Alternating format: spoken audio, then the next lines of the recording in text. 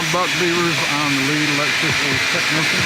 I'm going to explain the process when the vehicle comes into the electric bay. Okay, before the vehicle actually comes into the bay, we have, pan over. We have the harness table over here. Bob will lay the dash body harness out on the table and make any kind of modifications that need to be done to the harness, any additions,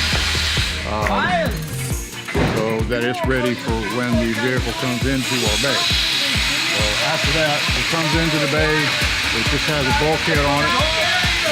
We'll mount the harness on the bulkhead and then come to, it'll be off behind the dash, and then he will complete the installation with all the relays and the fuses in the seat box after he runs the harness in here.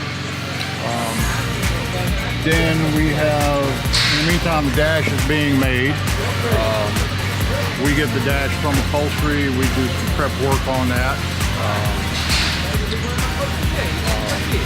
Do prep work for the radio, the in-car entertainment.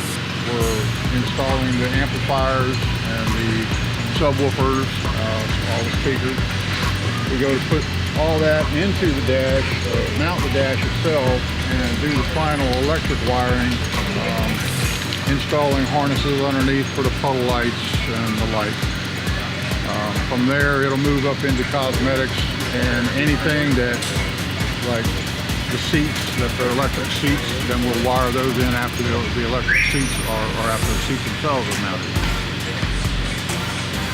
It's kind of simplistic. There's a lot more into it than that, but that's pretty much it.